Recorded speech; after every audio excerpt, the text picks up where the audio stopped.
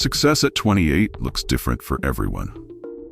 For Ketora Denise Feazell, it meant building an empire in the heart of Las Vegas.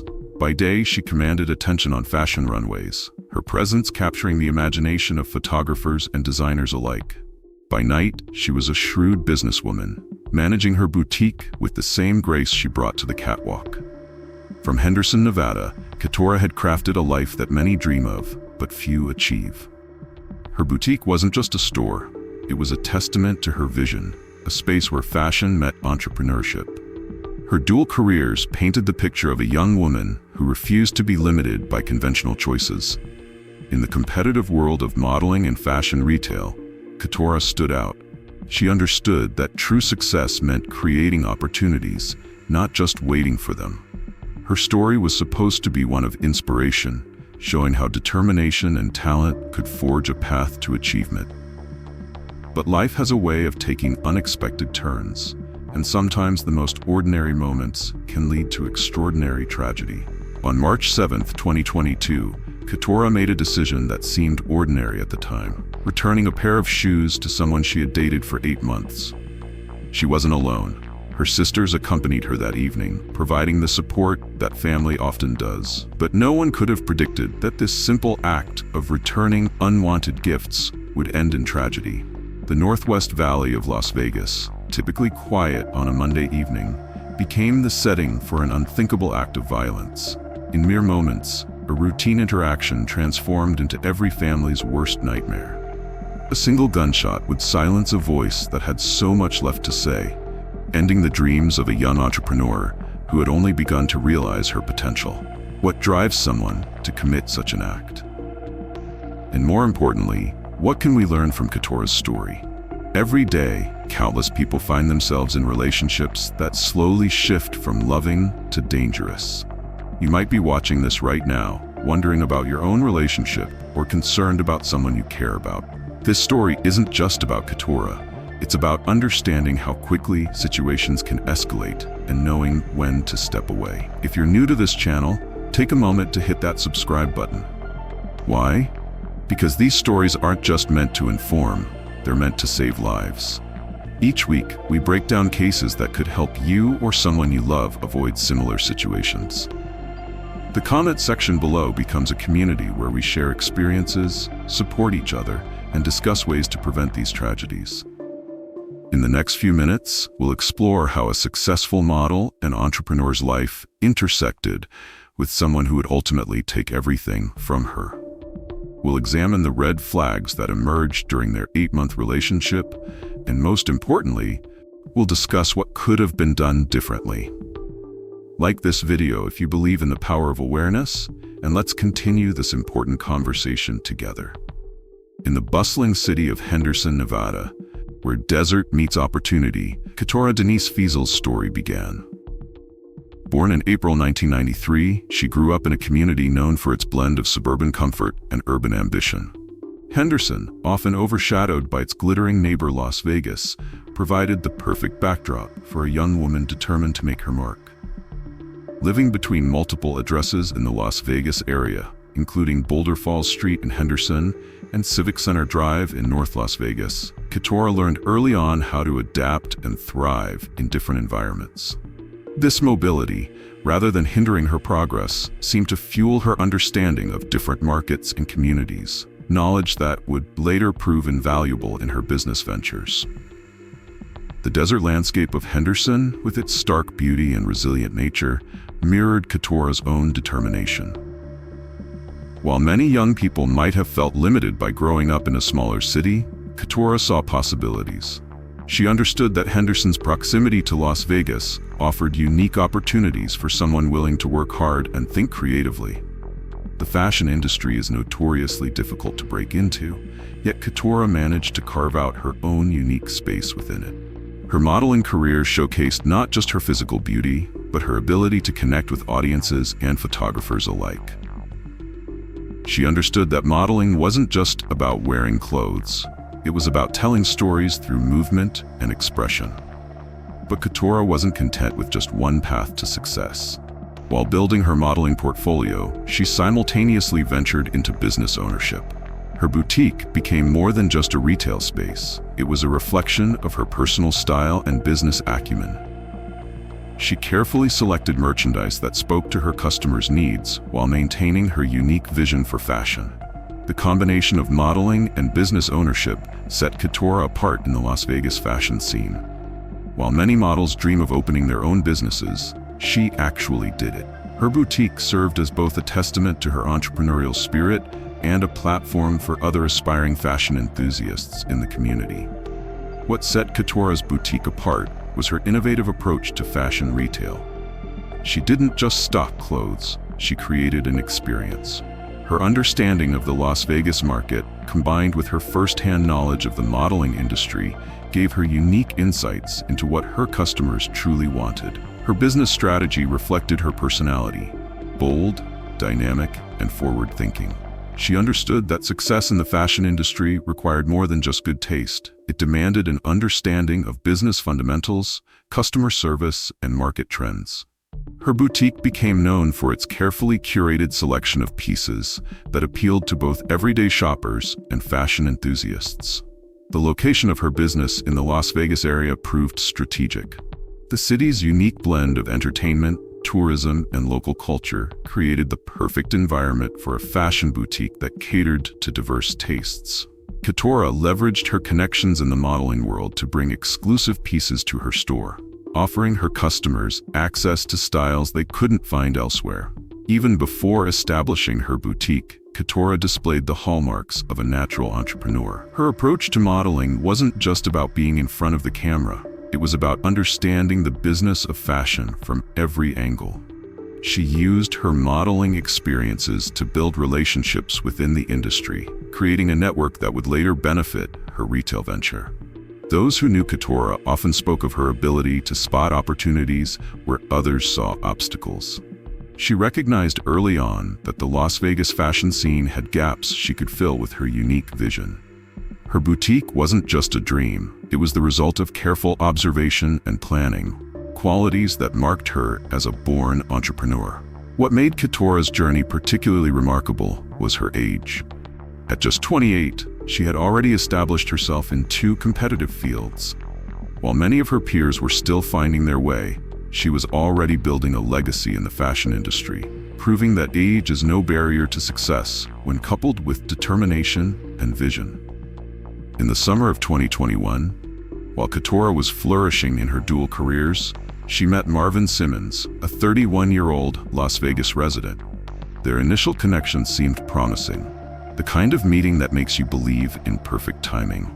For Ketora, who spent her days balancing photo shoots and managing her boutique, Marvin represented something different, a chance at romance amid her busy life. Their early interactions painted the picture of a budding relationship.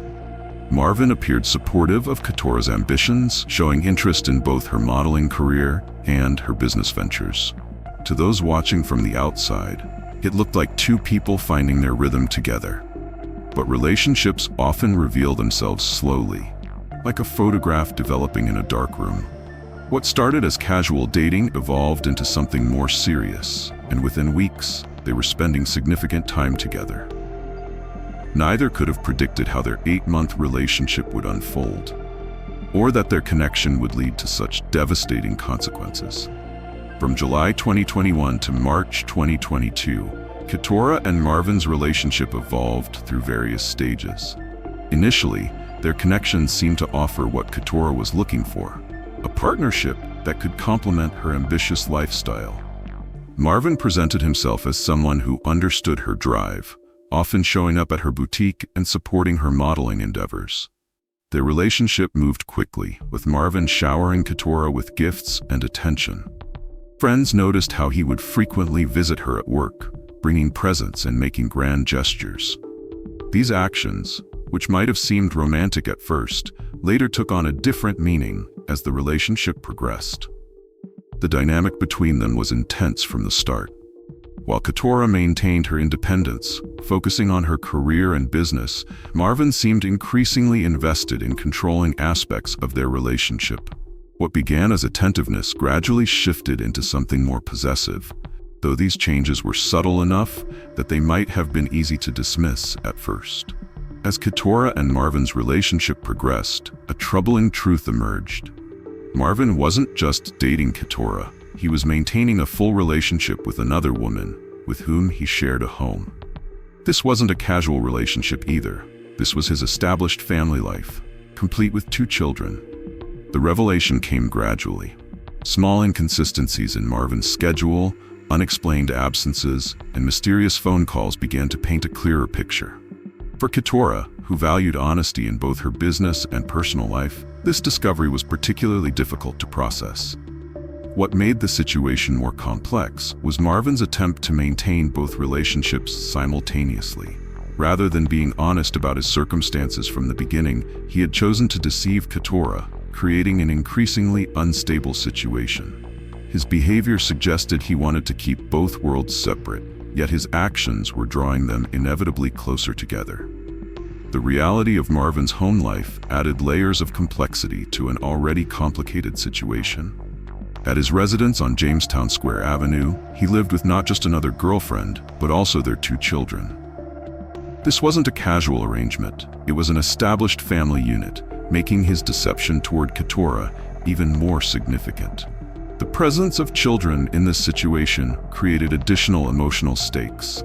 While Marvin was pursuing a relationship with Ketora, he was simultaneously maintaining his role as a father and partner in another household. This double life spoke volumes about his character and decision-making, raising questions about his true intentions with either relationship. For Ketora, learning about the children must have been particularly difficult. It wasn't just about discovering another woman. It was about realizing she had become unknowingly entangled in a family situation. The existence of these children represented a level of commitment and responsibility that Marvin had chosen to hide from her. As March 2022 approached, the tension in Ketora's relationship with Marvin reached a critical point. The weight of his deception and the complexity of the situation began to surface in more obvious ways. Ketora had made the decision to end things, starting with returning the gifts he had given her, a simple act that should have marked a clean break. The atmosphere had grown increasingly strained. Friends later reported noticing changes in Ketora's usually confident demeanor when Marvin was around. His behavior had become more controlling, his reactions more unpredictable.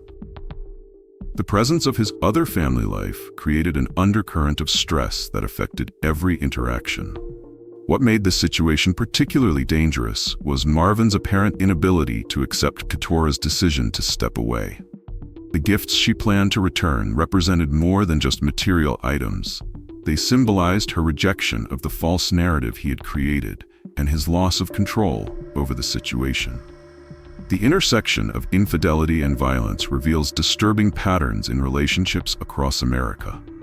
Recent studies show that approximately 20 to 25% of married individuals engage in infidelity. But what's more concerning is how these situations can escalate into violence. In cases where concurrent relationships are discovered, the risk of domestic violence increases by nearly 40%. Looking at the data from Las Vegas specifically, where Ketora's story unfolded, the numbers tell an even more troubling tale. The city's transient nature and 24-hour lifestyle contribute to higher rates of relationship complexity. Law enforcement data indicates that domestic violence calls involving situations with multiple romantic partners have doubled in the past 5 years. What makes these statistics particularly relevant to Ketora's story is the pattern of possession and control. When individuals maintain concurrent relationships, the likelihood of violent outcomes increases significantly when one partner attempts to end the relationship. Studies from the National Coalition Against Domestic Violence show that the most dangerous time in an abusive relationship is when the victim tries to leave. Exactly the situation Ketora found herself in that March evening. Relationship experts point to specific behavioral patterns that often emerge in cases like Ketora's. Dr. Deborah Gill, a leading researcher in domestic violence, explains that individuals who maintain concurrent relationships often display heightened possessive tendencies, viewing their partners as property rather than people. This possessiveness typically manifests in seemingly innocent ways at first. excessive gift-giving, frequent visits to a partner's workplace, and constant communication. These actions, which Marvin displayed toward Ketora, can be misconstrued as devotion or deep affection. However, they often mask a deeper need for control and ownership. The psychology behind maintaining concurrent relationships while exhibiting possessive behavior is particularly complex. According to relationship counselors, individuals like Marvin often struggle with deep-seated insecurities. Their need to control multiple relationships simultaneously stems from a fear of abandonment or loss of control. When one partner attempts to assert independence, as Ketora did by returning the gifts, it can trigger an extreme response from someone already struggling with control issues. The presence of an established family life, as in Marvin's case, adds another layer of psychological complexity. The fear of exposure and potential loss of both relationships can intensify possessive and controlling behaviors. Looking at Ketora's case, several warning signs emerged that are common in potentially dangerous relationships. The pattern of excessive gift-giving, which might seem romantic, can actually be a form of financial control and emotional manipulation. When these gifts later become weapons of guilt or control, as they did in Ketora's case, they reveal their true nature. Another crucial warning sign is isolation attempts. While Ketora maintained strong connections with her sisters, who were with her that fatal night, many victims face increasing pressure to distance themselves from support systems. The fact that Ketora kept these connections likely gave her the strength to attempt ending the relationship. The most telling sign in this case was Marvin's reaction to rejection. His inability to accept Ketora's decision to return his gifts indicated a dangerous level of control issues. Experts emphasize that a partner's reaction to small rejections often previews their response to larger ones. When someone shows they can't handle minor boundaries, it's often a predictor of more serious control issues. I need to pause here for a moment, because what we're discussing isn't just content, it's potentially life-saving information. If you're finding value in understanding these relationship dynamics, take a second to hit that like button. Your engagement helps this video reach others who might need to hear this message. Think about it. Someone in your life might be experiencing similar warning signs right now. By sharing this video, you could be providing them with crucial information they need. The comment section below isn't just a space for discussion. It's a community where people share their experiences and support each other. Before we continue with Ketora's story and reveal what happened that fateful night in March, subscribe to join our community. Every week, we examine cases that help us understand human behavior and potentially prevent similar tragedies. Your subscription helps support this important work. Now let's return to March 7th, 2022, when Ketora, accompanied by her sisters, made that final trip to return those shoes, a decision that would have devastating consequences. March 7th, 2022, began like any other Monday in Las Vegas. The Northwest Valley area, where Marvin Simmons lived on Jamestown Square Avenue, was experiencing a typical evening. Inside his home, Marvin was with his girlfriend and their 2 children, going about their regular routine. Meanwhile, across town, Ketora had made a decision that would alter the course of multiple lives. After 8 months of complications and discovering the truth about Marvin's other life, she knew it was time to make a clean break. The pair of shoes she planned to return represented more than just a gift. They symbolized her determination to end this chapter of her life. The evening air was still warm, characteristic of Las Vegas weather, as Ketora prepared for what she thought would be a quick exchange. She had no way of knowing that her choice of timing, a Monday evening when Marvin was home with his family, would prove fatal. The decision to return the shoes wasn't made lightly. Ketora had discussed her plan with her sisters, knowing that ending any connection with Marvin required careful consideration. The shoes represented more than just a returned gift. They symbolized her refusal to maintain any ties with someone who had deceived her. What made this decision particularly significant was its timing. Ketora chose to return the shoes on a Monday evening when she knew Marvin would be home.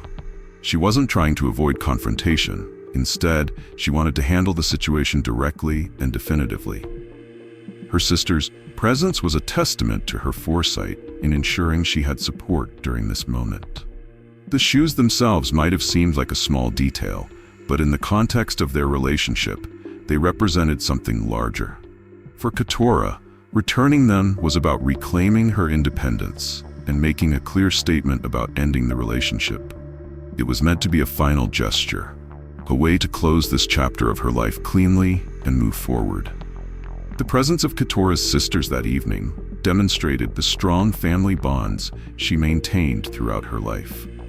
They understood the potential volatility of the situation and refused to let their sister face it alone. Their decision to accompany her proved both wise and tragically necessary. The sisters' presence also highlighted Ketora's awareness of the need for witnesses and support when dealing with a potentially difficult situation. She had shared her concerns about Marvin with them, and they had responded by standing beside her. This kind of family support system is often crucial in helping people leave complicated relationships. Their car became both a means of transportation and what they hoped would be a quick escape route, if needed. The sisters positioned themselves strategically, ready to leave at a moment's notice if the situation became tense. Their protective instincts and quick thinking would prove vital in the moments that followed, though they couldn't have anticipated the extreme turn of events that would unfold. When Ketora and her sisters arrived at the residence on Jamestown Square Avenue, they found Marvin in the garage. The atmosphere immediately became tense. Inside the house, Marvin's girlfriend and their 2 children were present, adding to the complexity of the situation. What should have been a simple exchange, returning a pair of shoes, quickly evolved into something more volatile. Marvin's demeanor shifted as soon as he saw Ketora with her sisters. The garage, typically a mundane space for storing vehicles and tools, became the stage for a confrontation that would soon turn deadly. Witnesses later reported that an argument broke out between Ketora and Marvin. The presence of Ketora's sisters, while intended as protection, seemed to agitate Marvin further.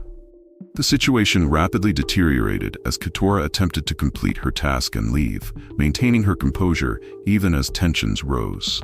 In mere moments, the situation in the garage escalated beyond anyone's expectations. As tensions rose, Ketora and her sisters made the decision to leave, quickly getting into their car. This action, attempting to remove themselves from the volatile situation, was exactly what safety experts recommend. But it wasn't enough to prevent what happened next. Marvin's response to their attempt to leave revealed the true danger of the situation. He retrieved a .40 caliber Smith & Wesson handgun. As Ketora and her sisters sat in their vehicle, believing they were safely ending this confrontation, Marvin made a decision that would have permanent consequences. Multiple shots rang out in the Northwest Valley neighborhood. One bullet found its tragic mark, striking Ketora in the chest. Despite being rushed to the University Medical Center, the wound proved fatal. A simple act of returning shoes, an attempt to cleanly end a relationship, ended in an unthinkable tragedy. In the moments after the gunshots rang out, chaos erupted on Jamestown Square Avenue. Inside the car, Ketora's sisters witnessed the unthinkable as their sister struggled with the chest wound. The peaceful Northwest Valley neighborhood transformed into a scene of tragedy, with residents emerging from their homes at the sound of gunfire. Emergency services were immediately contacted and first responders rushed to the scene. Despite their swift arrival and best efforts to save her, Ketora's wound proved too severe. At the University Medical Center, medical staff fought to save her life, but the single bullet had caused catastrophic damage. Inside Simmons' residence, his girlfriend and their 2 children remained, their lives forever altered by witnessing this act of violence. The garage, where just moments before Ketora had attempted to return a simple pair of shoes, became a crime scene. The .40 caliber Smith & Wesson handgun, the weapon that ended a promising 28-year-old's life, lay as evidence of how quickly a situation can turn deadly. When law enforcement arrived at the Jamestown Square Avenue residence, they encountered a scene that contradicted Marvin Simmons' initial story. His first call to police claimed he had fired at a crowd of people in his driveway, a statement that immediately raised red flags with responding officers. The physical evidence told a different story. Officers found the .40 caliber Smith & Wesson handgun, shell casings in the garage area, and bullet impacts on the vehicle where Ketora and her sisters had been sitting. The presence of witnesses, including Simmons's girlfriend and children inside the house, provided crucial testimony that would later contradict his claims. Las Vegas Metropolitan Police Department quickly classified the case as a domestic violence homicide.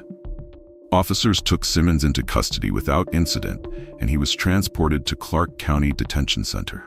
His initial statement about a threatening crowd dissolved under scrutiny as evidence and witness accounts painted a clear picture of a targeted attack against Ketora.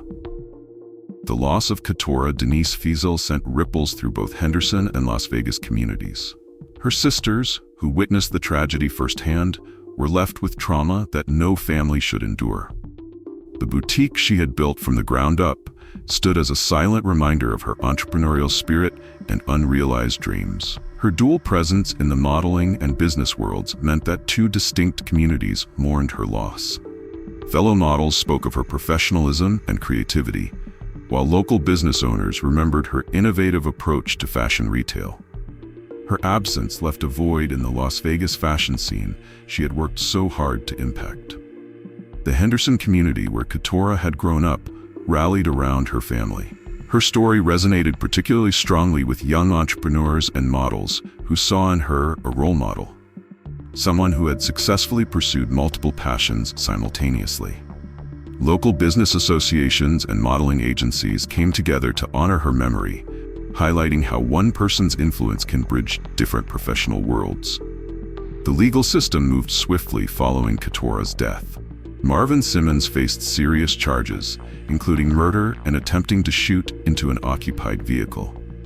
The Clark County Detention Center held him without bail, recognizing the severity of his actions and the potential flight risk. The evidence against Simmons was substantial. Beyond the physical evidence at the scene, the weapon, shell casings, and bullet impacts, prosecutors had multiple witness statements, including those from Ketora's sisters, who were present during the shooting. His own contradictory statements about firing at a crowd of people further weakened his defense. The case was prosecuted as a domestic violence homicide, with the district attorney's office highlighting the premeditated nature of Simmons' actions. Specifically, his decision to retrieve the weapon and fire at a vehicle containing unarmed individuals who were attempting to leave the scene. In Las Vegas alone, domestic violence calls increased by 13% in the year of Ketora's death. Behind these numbers are stories like hers, lives altered or ended because of relationship violence. The statistics reveal a troubling pattern. When concurrent relationships are involved, the risk of violence increases significantly. Nevada consistently ranks among the top states for domestic violence fatalities, with Las Vegas reporting over 35,000 domestic violence incidents annually. What makes these numbers particularly relevant to Ketora's case is the timing. Attempts to end relationships account for 75% of domestic violence fatalities. The fashion industry, where Ketora built her career, isn't immune to these issues. Studies show that professional women, particularly entrepreneurs and those in public-facing careers, often face unique challenges when dealing with domestic violence. They're less likely to report early warning signs, often due to concerns about public perception and potential impact on their businesses. Young women between 25 to 35, like Ketora, face the highest risk of domestic violence. This age group often coincides with career development and relationship building, making it particularly vulnerable to complex relationship dynamics. The tragedy of Ketora's story highlights the critical importance of knowing where to turn for help. The National Domestic Violence Hotline operates 24/7, providing confidential support in multiple languages. In Las Vegas specifically, SafeNest offers emergency shelter, counseling, and advocacy services for those facing domestic violence. For entrepreneurs and business owners like Ketora, specialized resources exist through professional organizations that understand the unique challenges of balancing personal safety with business operations. The Women's Development Center in Las Vegas provides confidential business counseling alongside safety planning. Local law enforcement agencies have dedicated domestic violence units that can help with protection orders and safety planning. The Las Vegas Metropolitan Police Department's Victim Services Unit assists with immediate protection and long-term support. These resources emphasize confidentiality and understand that leaving a dangerous situation requires careful planning.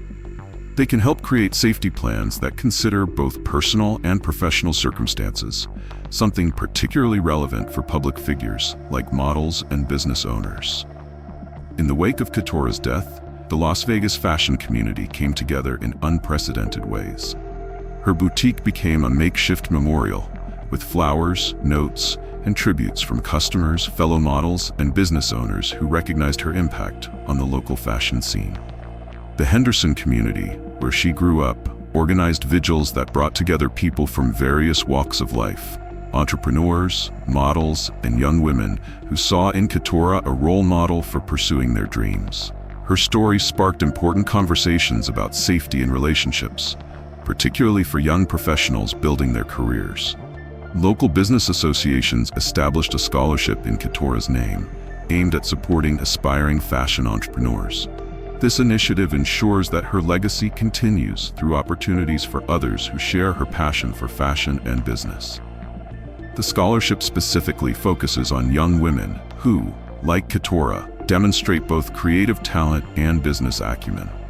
The modeling agencies she worked with created a safety protocol named in her honor, designed to protect models and provide resources for those facing similar situations. Drawing from Ketora's story, several critical warning signs emerge that others should recognize. The presence of concurrent relationships, as in Simmons' case, often creates heightened tension and risk. Controlling behavior, especially during attempts to end relationships, requires immediate attention and action. Key warning signs include escalating arguments, particularly those involving property or personal belongings, as evidenced in the final confrontation over returning shoes. The presence of firearms in volatile relationships, which significantly increases the risk of fatal outcomes. Attempts to control or monitor someone's business or professional life, which can be particularly relevant for entrepreneurs and public figures like Ketora. Prevention strategies should focus on creating safety plans that include business contingencies for entrepreneurs, establishing clear boundaries in relationships, especially when complex dynamics exist, building a support network of family and friends who can assist in dangerous situations, as Ketora's sisters tried to do, understanding local laws regarding protection orders and domestic violence resources. Ketora Denise Feazell's story transcends the typical narrative of domestic violence. As a successful model and boutique owner at just 28, she represented the dreams and aspirations of many young entrepreneurs. Her death on March 7, 2022, wasn't just a statistic, it was a wake-up call for our community. The fashion industry in Las Vegas has changed because of her story. New protocols protect models, boutique owners implement safety measures, and business networks now include domestic violence awareness in their entrepreneurship programs. But there's more work to be done. We invite you to be part of this change. Share resources with other entrepreneurs about balancing personal safety with public visibility. Support local initiatives that help business owners create safety plans that protect both their lives and livelihoods. Join conversations about domestic violence prevention in professional settings. Consider contributing to the Ketora Feazell Entrepreneurship Scholarship, which helps aspiring fashion entrepreneurs pursue their dreams safely. Your engagement matters. Whether through comments below, sharing this story, or getting involved with local advocacy groups, you're helping ensure that Ketora's legacy creates positive change in our community.